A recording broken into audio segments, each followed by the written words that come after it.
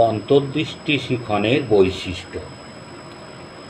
1 নম্বর বৈশিষ্ট্য সামান্যীকরণ ও পৃথককরণ। সমগ্রতাবাদীগণ অন্তর্দৃষ্টি জাগ্রত হওয়ার জন্য দুটি মানসিক প্রক্রিয়ার ওপর গুরুত্ব আরোপ করেন। এই দুটি প্রক্রিয়া হল সামান্যীকরণ এবং পৃথককরণ।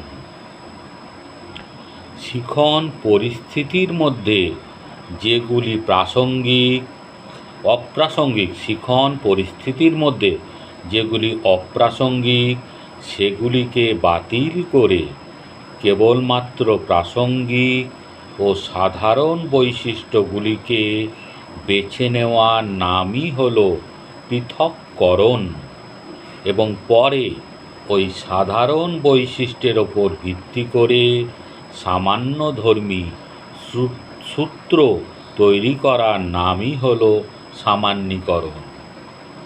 2 নম্বর বৈশিষ্ট্য নিজস্ব বৈশিষ্ট্যাবলী।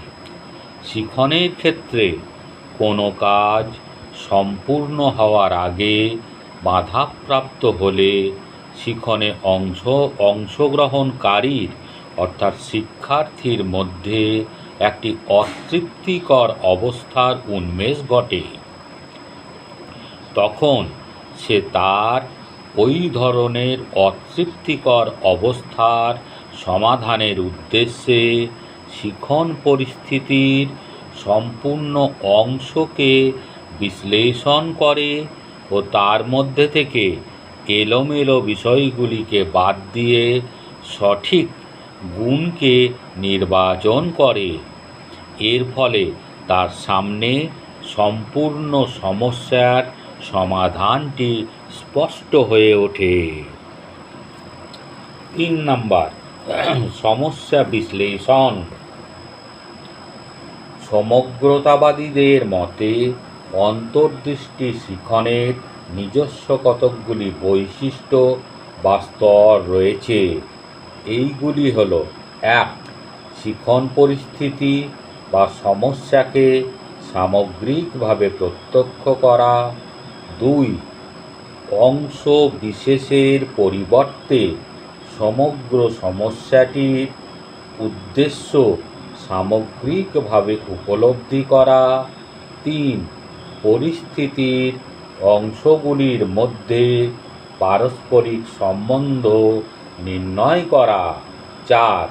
সমস্যাটির অন্তর্নিহিত তত্ত্ব এবং বৈশিষ্ট্যগুলির পৃথককরণ ও সামান্যীকরণ ঘটানো, এবং সবশেষে হঠাৎই নিজের আচরণের পরিবর্তন ঘটানো।